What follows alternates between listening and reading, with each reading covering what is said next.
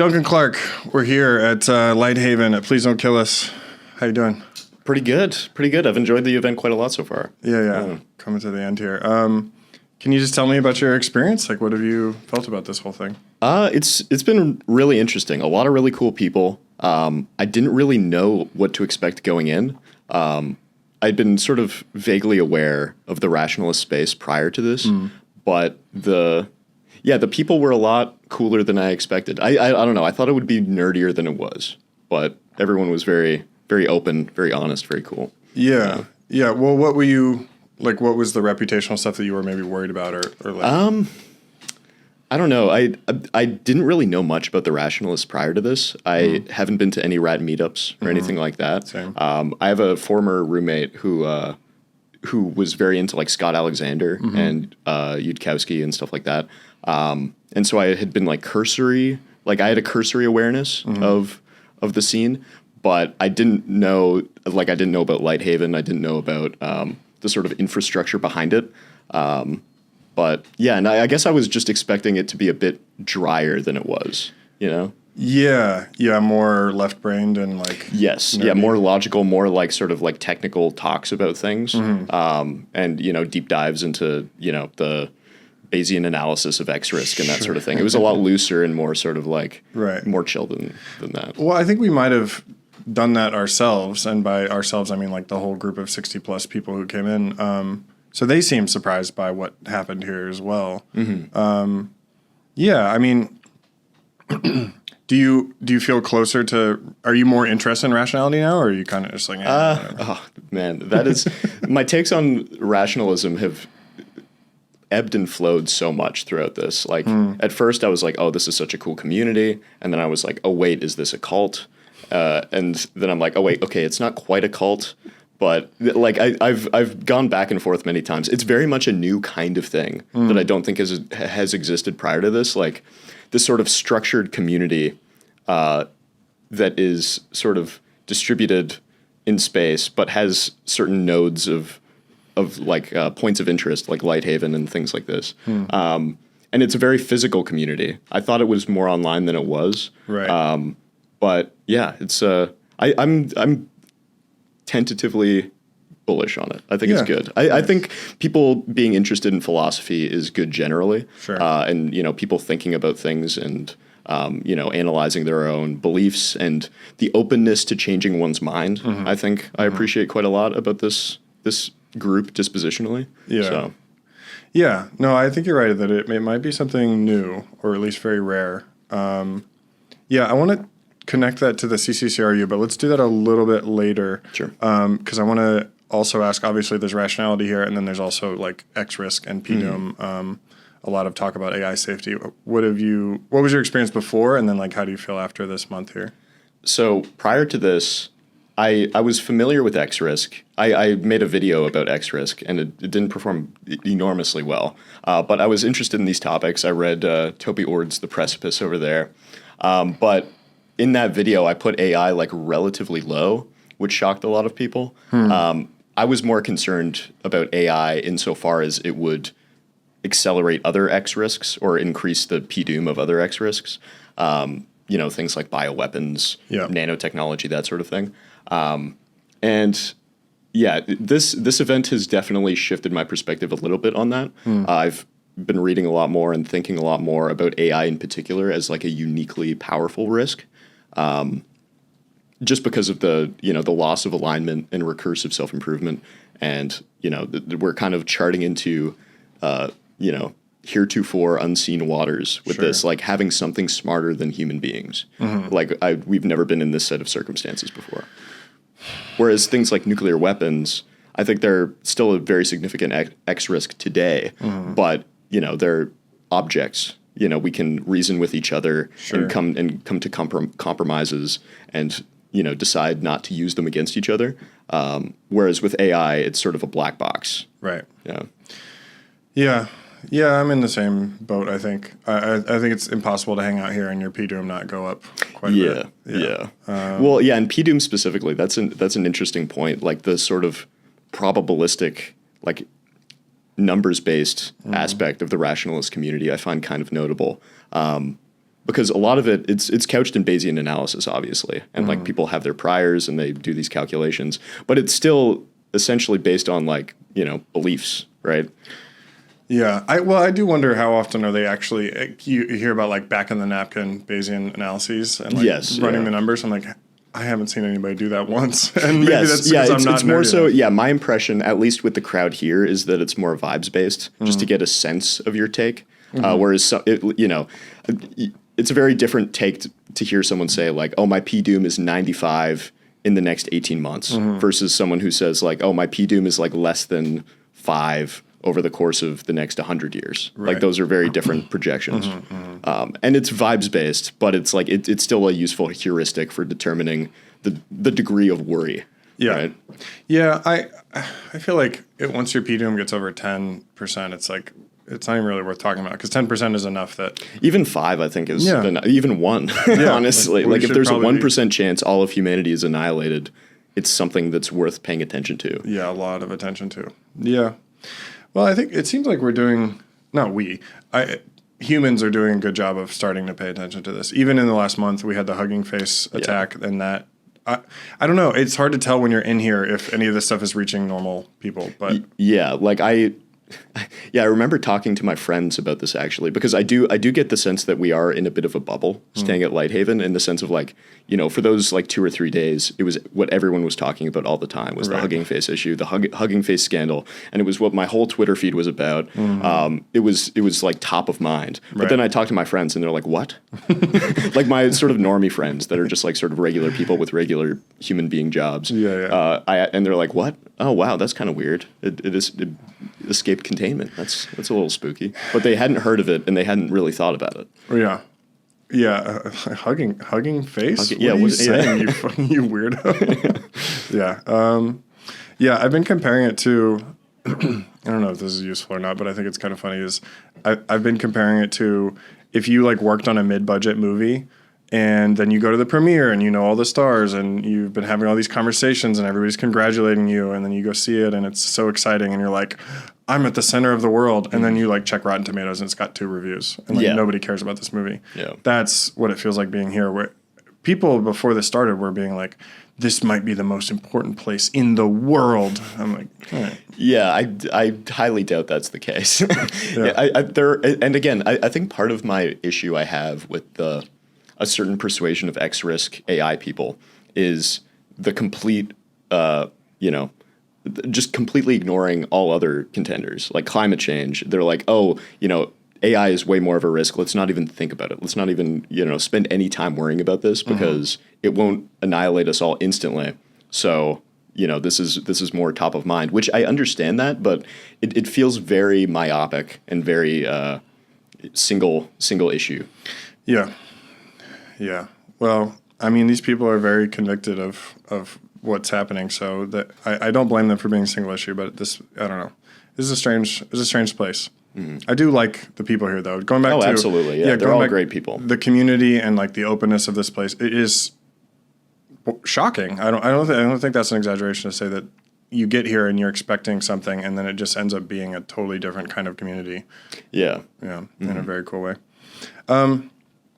All right, well, that's our Lighthaven kind of X-risk and rationality stuff. I did want to ask quickly, but I want to talk about the CCCRU, but how's your experience? Is this your first time in SF and on the West Coast? It is indeed, yeah. I've been to California a few times for VidCon, but that's mostly meeting YouTubers and that sort of thing. This has been a really fun opportunity to meet more writer types, like Substack authors, people that think about things for a living, which video essay has some overlap with that.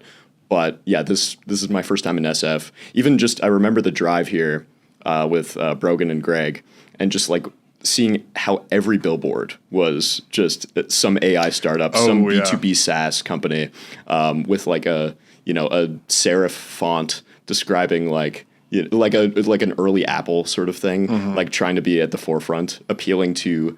Like, it's advertisements by tech people for tech people. Yep. Like, I got the sense immediately that this is a very insular community. Yeah. Yeah, I mean, it's the richest place in the world. And so yeah, the billboards are a little terrifying. Yeah. I just saw an Instagram post of somebody putting up fake billboards all around the Bay Area that are like making fun of those types of. Oh, that's clever. Yeah. I like that's a good use of time and money, I think. Yeah. Unironically. Yeah, no, seriously. All right, so I already talked to our guy Greg Guevara, about Sincerity and Postmodernism and Metamodernism, and he's like the ironic, he's our ironic king. Mm-hmm. And so I wanted to talk to you a little bit about Sincerity and your kind of thoughts on that stuff as well, and then we can connect that to like community and CCCRU if that's cool. Sure. Yeah. Yeah. So I have been working on this video essay and it's gotten all bungled up, and I'm trying to follow Greg's advice about what to do with it, but it's just going to take some more work. But what I'm really trying not to do is just make the stock like, oh, postmodern irony and, oh, we really need to be more sincere, David Foster Wallace, yada, yada, yada. Where are you at with that in terms of like your relationship to postmodernism and the internet and everything that's going on with that? Yeah, that's a really interesting question. I think publicly facing, I am a very sincere person. I crack jokes in my videos, but by and large, I have a fairly formal, like, serious tone to it. Like, Yeah, I'm not really, like, saying things that I don't mean. Sure. Whereas, like, interpersonally, like, in regular conversations with people that are my friends, I'm very ironic. I'm always, like, several layers of like saying what I'm not meaning, and looping back around. And I think that's sort of just a function of being around the same types of people for a long time. And I noticed this after having this experience of meeting a lot of new people. Right. You start off very formal, but the more you get to know somebody, you sort of devolve into irony. And because there's a shared language that you already know, like there's a base on which you can build. Sure. But if you're just being publicly ironic all the time, this is no shade on Greg, by the way. I think his stuff is incredible. Yeah. But I think being publicly ironic constantly to strangers isn't very useful. Yeah, I think that's fair. Greg is kind of different, though, because he has the reputation for doing that already. That's sort of part of his brand. So people know to expect this. They have that base to build off of right off the bat. It seems like so much work, but I love his ability because he's built that expectation with everybody that like the craziest thing he can do is just show up and be sincere. It's so funny. It becomes but again, and that loops back around because you need that shared context to even be able to do that. Yeah, it's very interesting what he's done. I'm specifically, I was like trying to think of a time when you've been ironic. I think you were on the roof with JJ McCullough at the party, and you guys came over and shouted down, "Ground cells be seething." Yeah, ground cells seething about roof chads, I believe it was. Yeah. I was like, what did you guys do to our JJ McCullough? And even like I did a podcast a couple weeks ago with Greg and Brogan and Solar Sands as well. And I sort of crashed that because I just happened to have been walking by. And I entered in on a conversation where everyone was just making like the lowest brow poop jokes. Like just literal poop jokes, like elementary school level humor. But it was sort of like we've just been around each other for so long that it loops back around into being funny several times over. Because it's not funny, but its lack of humor is what makes it funny in like a weird wraparound way. Yeah, that's great. I don't want to give Greg all the credit for that, but yeah, to be constantly sitting in those layers allows you to just like, I don't know, we're making poop jokes. But I think broadly that is very useful interpersonally, but I don't know if it's. Again, though, there are counterexamples. Like for Greg, I think it's very useful artistically as well. But at least for the sorts of things I'm trying to do, I don't find that very useful artistically. Yeah.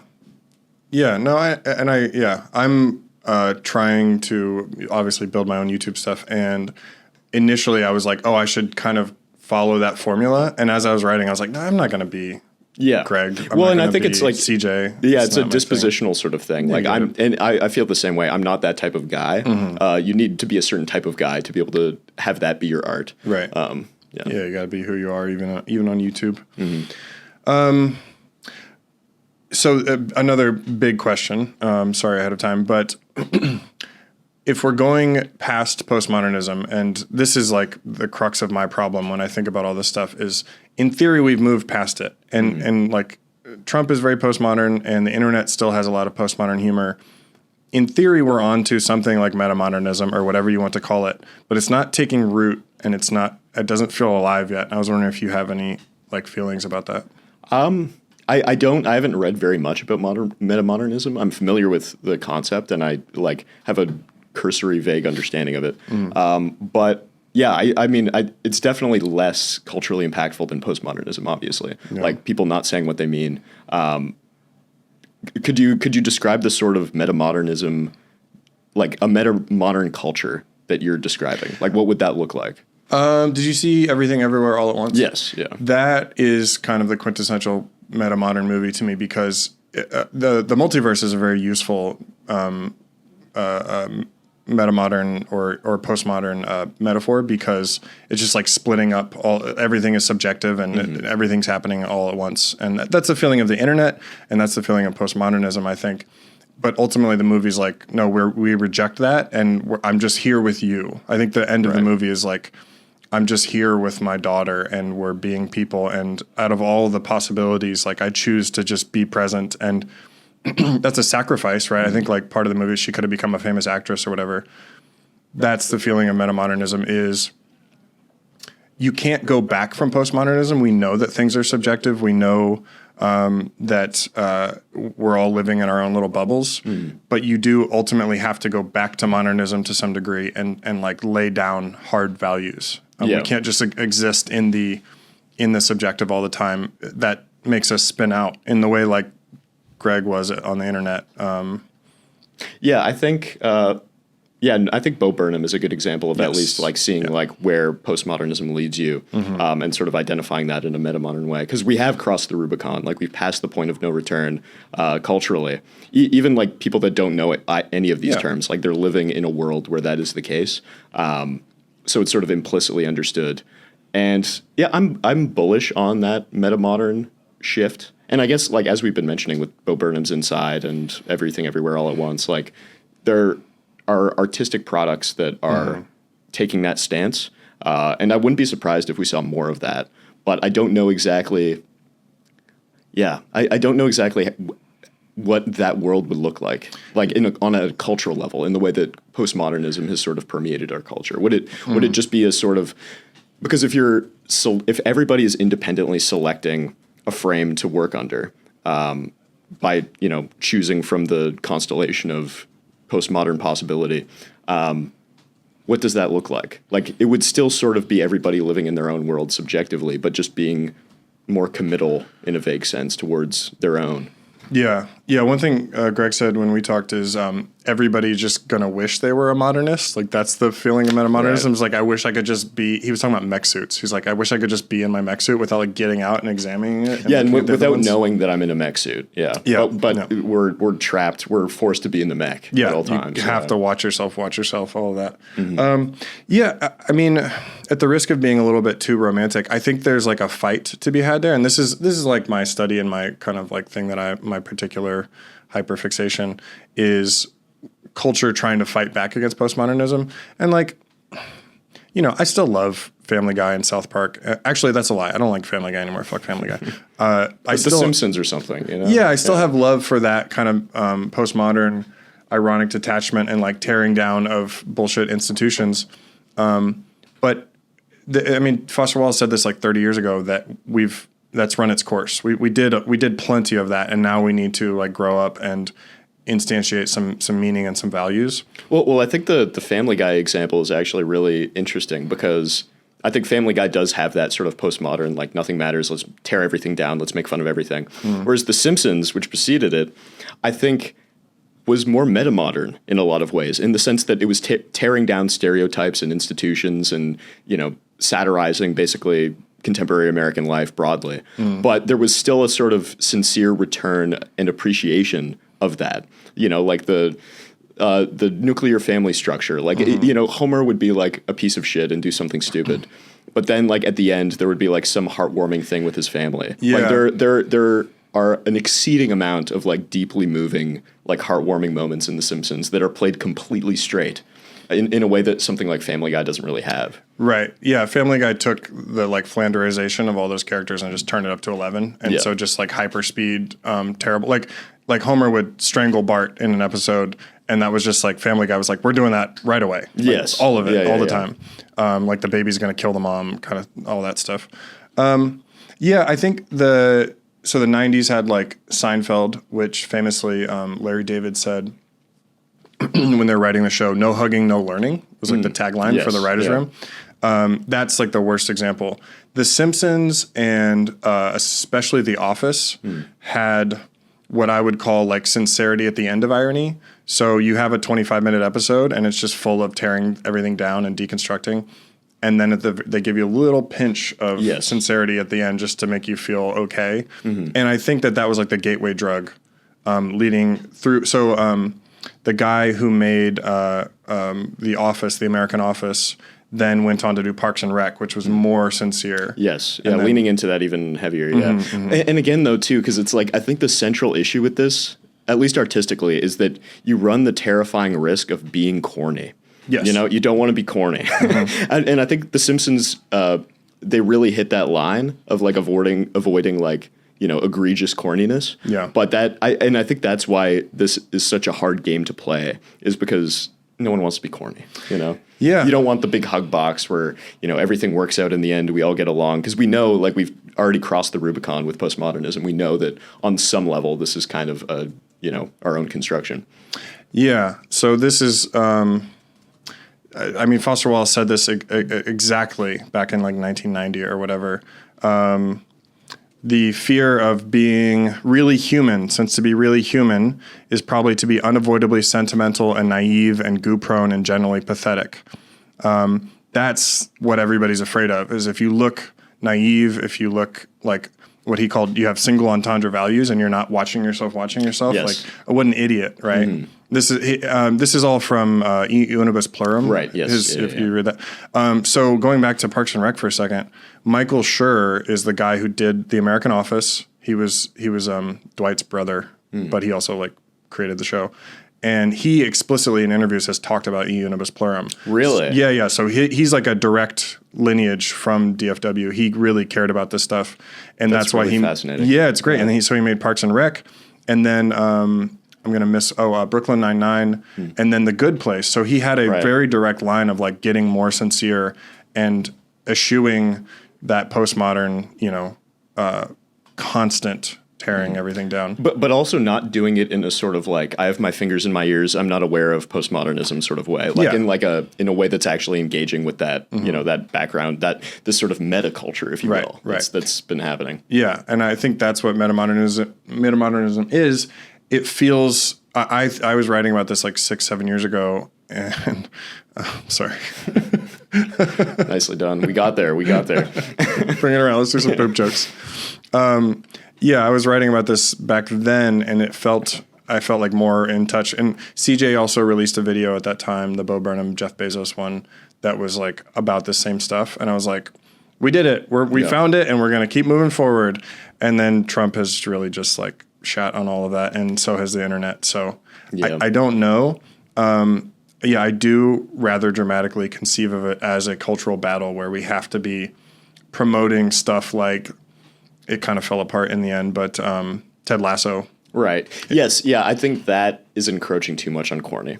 I think that's. But again, it's like not to get too weird philosophical with it, but it is a dialectic. Like, I don't know if metamodernism has the capacity to like win in any real sense, but like it will always be in conversation with postmodernism, because by its very nature, that framework is kind of inescapable. Yeah. And I wonder if there's something that's going to arise that actually can take hold. I think the internet might have scattered us too far and wide, and we're all in subcultures, as we were talking about earlier. And so it's just like maybe you just fight one little battle at a time with every little subculture, and we have a wide diversity of thought. And I think a lot of people get lost that way, but at least we're working towards something in our little groups.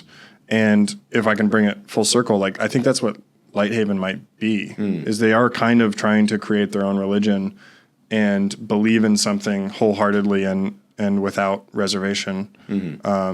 While still obviously like they've built into their belief system and rationality of a self-watching, careful postmodern. And that's the thing too, because like artistically and philosophically, you got to step out of the mech suit sometimes, and take stock, reevaluate, see if it's a good mech suit, tweak the mech suit a little bit. But then you have to make the step to jump back in the mech suit. You can't just hang out outside the whole time. Yeah, you got to check and make sure your mech suit isn't a cult. Yes, yes, that's a particularly bad mech suit to avoid. yeah, for sure. Cool. Well, I think that's a good time for us to pivot to the CCCRU, which is your guys' community up in Toronto. Very different, I think, than Lighthaven. Oh yeah, big time. But I'm just curious, like how you feel about it, and maybe even how this place has made you feel about it. Yeah. The connection to this place is interesting. I mean, I think the CCCRU is the best thing that's ever happened in my life. It's, I've always dreamed of, just being surrounded by peers that are interested in the same things and having that sort of physical community element. I think when I finished undergrad, I really missed that. I missed that having interesting people around to talk to all the time and hang out with. And the CCCRU is exactly that. It's mostly YouTubers, but, we have writers and artists and various people in the general scene, if you will. And it just feels very, very cool to be a part of something. And Lighthaven is similar to that in some sense. It's more ideologically cohesive, I think. The CCCRU is very, very broad. Like, we all have very different opinions on things. Not entirely. Like, a lot of the core group, we're generally pretty aligned. But, we have Sam Where in Hell, for example, who is sort of like anarchist coded and very, very far left. We also have Tony One Dime, who is also very far left as well. But, we also have like Jane Gatsby, for instance, who's not a member, but she's part of the scene, and she's, a bit more culturally right-wing and that sort of thing. But we all still hang out and we get along and we have conversations and we're interested in the same sorts of things. And I think that's really valuable. And Lighthaven feels a bit more like the advantage of cohesion is that you're all on the same page, you have the same goals, but the disadvantage is that it's a bit more insular and it's a bit more dogmatic in some ways. Right. For those who don't know, the CCCRU is the Canadian Cybernetic Cultural Research Unit. Yeah. No association with the original CCRU. not even a little bit. No. Maybe a little bit. Maybe a little bit. Yeah. Yeah. Well, how long have you been part of that? You were like a founding member? Yeah, I was a founding member. So I should have given more background about this. So it's basically a shared office space that we started. Maybe 3-4 years ago. It was me, Greg Brogan, and I think we had like 5 others or something. And we all just took a big gamble, went in on a 1-year lease. Greg was taking all of the financial risk for this, so shout out to him for that, because we all could have just up and left and he would have been fucked. But yeah, we took the gamble. We felt like we knew each other well enough that we could trust that we would all be in this for the long haul. And it's only grown since then. Like we've had more people join. We've had, the scene grow broadly. We host events all the time. We throw a lot of parties with a lot of interesting people. Like it's the dream. It's just the coolest lifestyle of all time.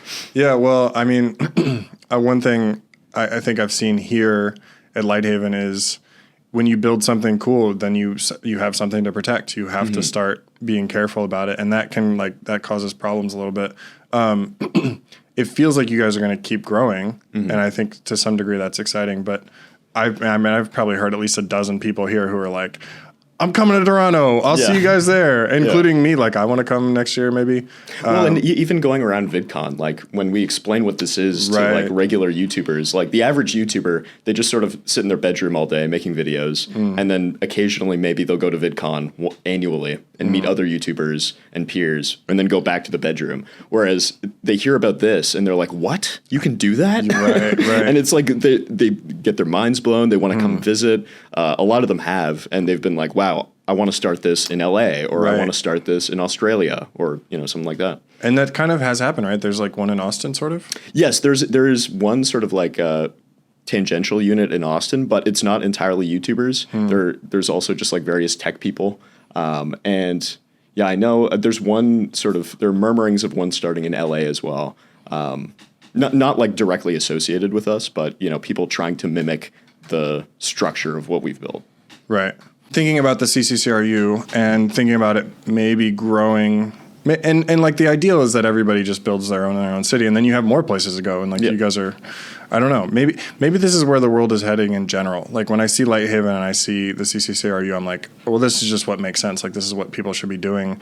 Intentionally constructed communities, and like third spaces that you're doing with deliberate intention to build that exact thing. This would be like the ideal outcome of the singularity. I think is just more human space, more third spaces, as you say. Mm-hmm. That would be great. So in that sense, you guys are like on the forefront, maybe. I don't want to gas ourselves up too much. I think it's awesome. I will. But I don't think, I mean, again, I don't think we're doing like a fundamentally new kind of thing. Like people have been in communities doing things like-mindedly for, you know, as long as humans have been around, right? Well, it's a new thing. But we thing. just sort of forgot that. Yeah. Well, it's a new thing in the sense that it's fighting back against what the internet has done to us. Mm-hmm. Greg spent most of our podcast just yelling about how horrible the internet is. Yes, and I am kind of with him. Like a Discord community is not the word to use to describe that. It's not a community. It's a different kind of thing. Like there's been linguistic like meaning creep with the word community, where like a bunch of people that are in the same internet space are considered the same thing broadly as a bunch of like-minded people in the same physical space interested in the same things. Mm-hmm. Mm-hmm. What would you like to see the CCCRU become? Like, do you want it to keep growing a lot, or you kind of feel like you're capped out? I think there's a hesitancy to get too like corpo with it, like to turn it into like to basically reinvent offices from first principles. I think we all have a sort of aversion to that. And I think the sort of grassroots element of it is part of the appeal and part of why it works. You know, we're building a corporate structure for the studio as a whole, just like for like tax reasons and to be able to get funding and stuff like that from people. But outside of that, like that's sort of in legal name only. Like I think the grassroots element of it is like absolutely essential. Sure. What about, so comparing it to Lighthaven, I know they're completely different in so many different ways, but would you want to like build yourself a castle like this in the way that they have? Like if you all of a sudden had Silicon Valley money behind you? Right. I mean, I think this space is definitely a lot cooler, like physically. Like it's just very nice. It's very fancy. They have a lot of money. But you know, they have like a wooden sign and everything. Our sign was originally a piece of cardboard that we had written on. Perfect. Again, I think that's part of the charm.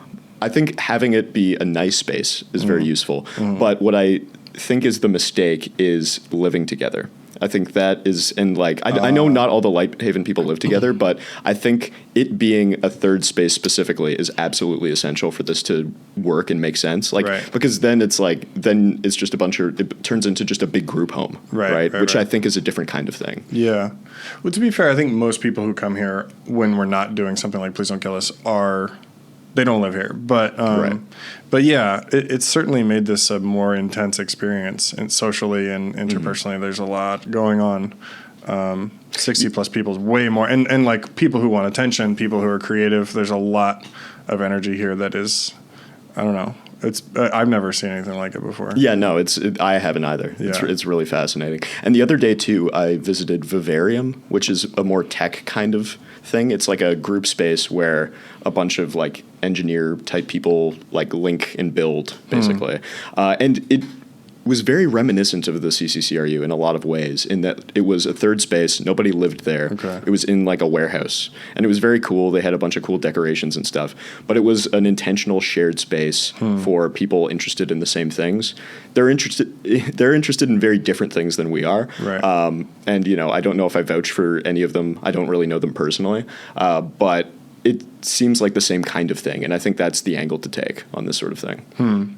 Yeah, I'm thinking about there's been a lot of like FOMO issues here and a lot of people whose social batteries run out, but they're just still here and they can't really get away. I've kind of been in that boat myself, honestly, where I'm very grateful that I have a room to myself and I'm not sharing a room with other people, because having, a few hours to unwind and just like take a break from the constant socializing all the time is useful. And that's the third space sort of automatically lends itself to that, because if you're not in the mood to hang, you just don't go. Right. You just stay at home.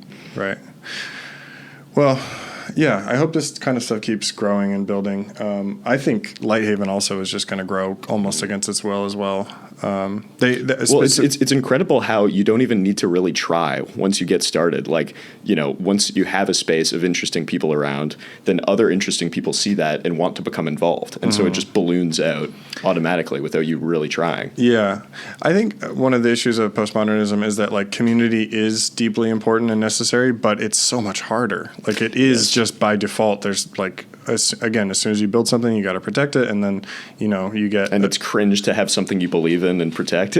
Yes. And and then it's cringe to have to like tell people no or be like, actually you don't fit in here, or this place has gotten actual like crazy people coming through because they believe in things a little too hard, or I don't know, who knows what's or going some on. of the offshoot sort of group owned stuff has gotten wacky, I've heard. Yes. I talk about that a little bit in my video essay about this place. Always be plugging.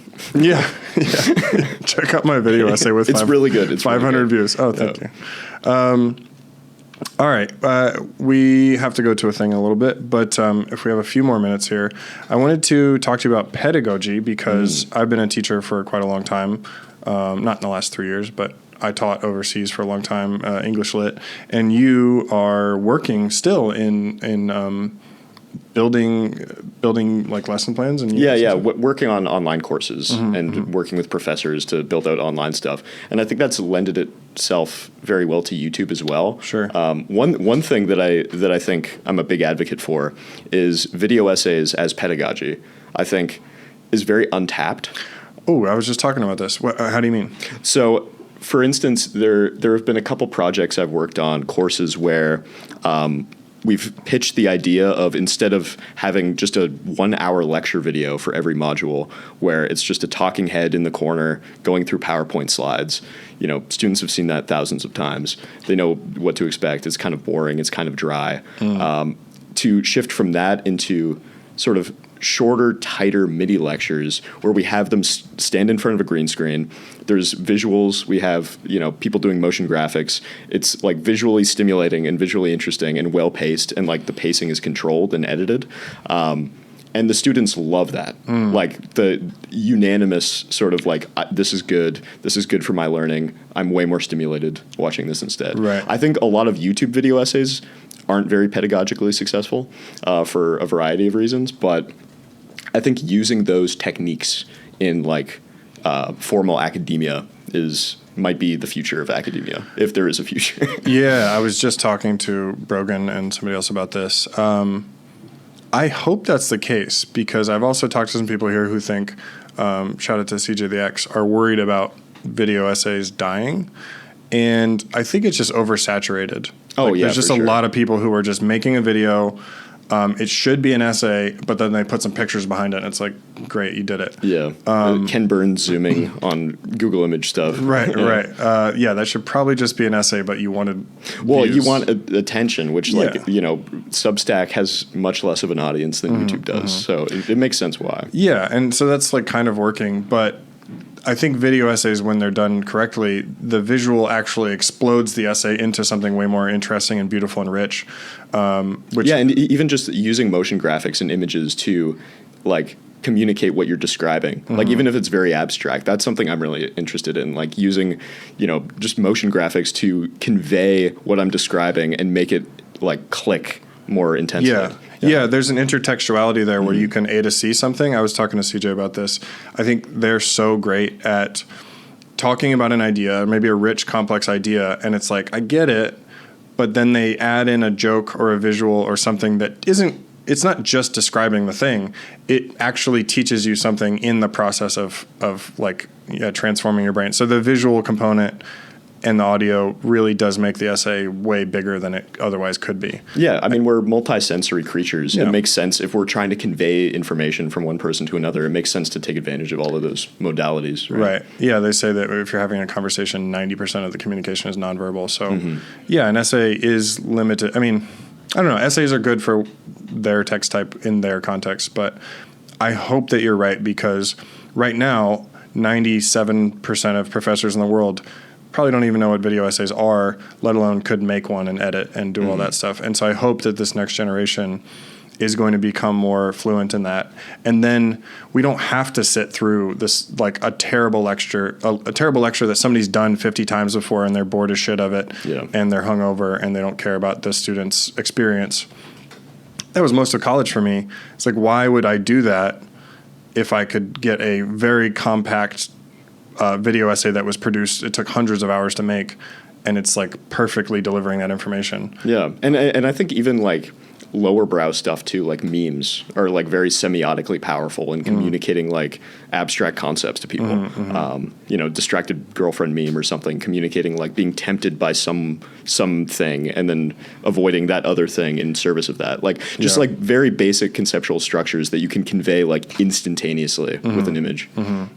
Yeah. Well, I from a pedagogy standpoint, do you feel like there's movement in that direction? Have you heard anything where people are trying to make that happen? Because the only thing I know about is Nebula, and that's not really doesn't seem to be taking off. So I mean, I think there's definitely interest, at least at the institution I work at. Like there have been people that have been pushing it, and there are people that are really excited about it. The professors tend to be really excited about it as well, which was kind of surprising to me. Yeah, when they hear about like, oh yeah, you like give a performance in front of a green screen and, you know, we edit it and it looks fancy, like it feels official, you know, there's like a teleprompter, they're reading their stuff, like there's cameras and lights, and like it feels, they feel important, so that there's sort of an ego boost to it, but they also are just really excited about the end product. Like I think they do see the value in the visual aids and that the tightness and the edited aspect of it. That's cool. Yeah. So you make a professor who's maybe been doing it for 30 years, like come back to life because they're going, oh, I'm taking all this stuff that I've known for so long that I'm maybe kind of bored of and making it permanent. You know, and a lot of it is like oriented towards evergreen education stuff as well, which makes sense because they're more expensive to produce than you know, sitting on a webcam with a PowerPoint. But I'm picturing like a democratically elected crash course where it's like we're doing world history, but instead of one creator doing like the same animation style, it's just whoever has the best video on this topic. Now it's curated and you can watch a whole college course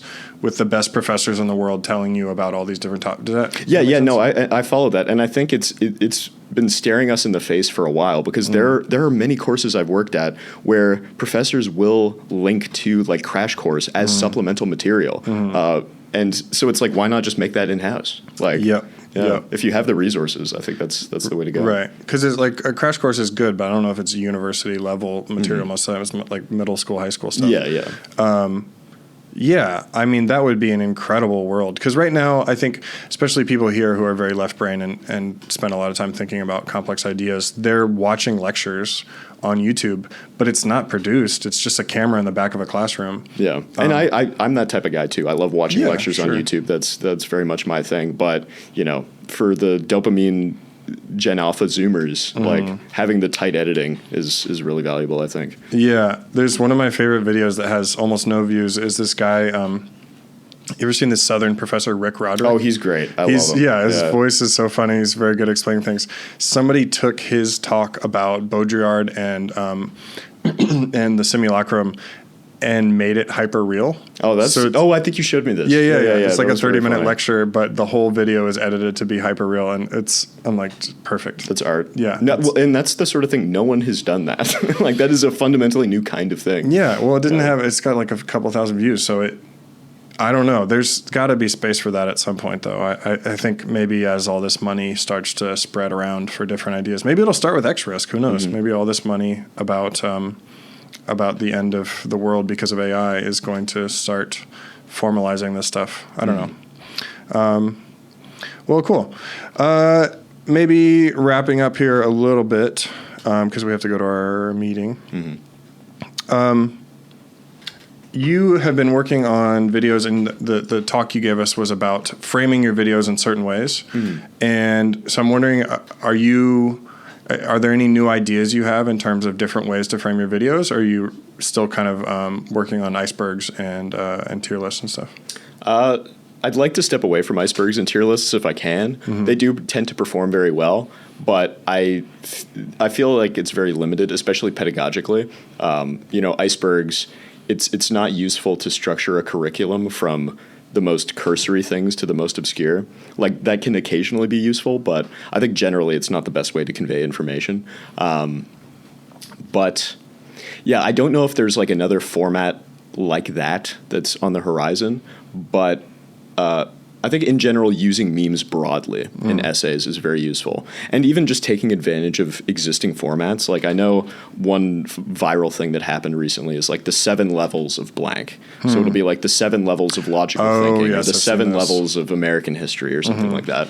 And it's kind of iceberg-esque in a lot of ways, but it's a viral thing. People want to click on it, and then suddenly they're watching an educational video. So I think that's just always good. I've watched a few minutes of like 2 of those, and I was like, I don't like this format. But the thumbnail is colorful, and you can immediately go, oh, I don't like that. Yes. You put Kendrick at level 5. Yeah, you're like, oh wait, what? We gotta check watch this out. Yeah. So I was thinking about that because obviously I want to grow my channel, and I have this like, oh, I want to be artistically pure or whatever. But I think that there's definitely room for me to do some different concepts. I like P.F. Jung turned like politicians and public figures into League of Legends characters. Yes, yeah, I think that's super creative. Yeah, that's really good. Like I might mess around and do that with Overwatch because I don't play League of Legends. But 2 ideas I had is taking some interesting person, like doing a biography of them, sort of, or a biopic or whatever.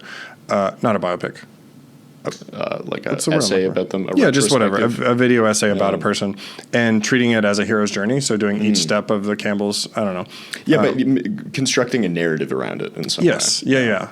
Making it a story of their hero's journey and using the wheel, or even Dan Harmon's Story Circle. Do you know? Yes. Yeah. I'm familiar. And then the other one is I'm like a basketball guy, so doing like a draft of blank. So it's like I'm the general manager of some concept and I have to draft my team. So it's like I could draft AI execs or philosophers, maybe. I don't know. Does that sounds interesting. Yeah, like a philosopher draft or something. Yeah, where you look at the history of philosophy and you're like, who are my guys? You select them. You look at the pros and cons in various ways. Yeah, and you could like select for chemistry together, and they like work well together. Yeah, mutually reinforcing or something. Yeah, that's something. That's a cool idea. I think. Like Plato's my point guard, but then I've got I don't know. Freaking got Heidegger on defense. Anyways, all right, man. Well, thank you for taking the time. Thanks for having me. Yeah, this is fun. I wish there was more. I mean, God, I wish we could just be here for. Yeah, I wish we had more time, but I'm glad we did this. Yeah, it was cool. The month went fast. All right, do you want to plug anything? Check out Duncan Clarke on YouTube, guys. Yeah, Duncan Clarke at Duncan Clarke on YouTube. Yeah, that's all I got. Instagram, Duncan S. Clarke. Sweet. Twitter, Duncan C__. That's about it. All right, well, let's go hear about the singularity. Sounds good.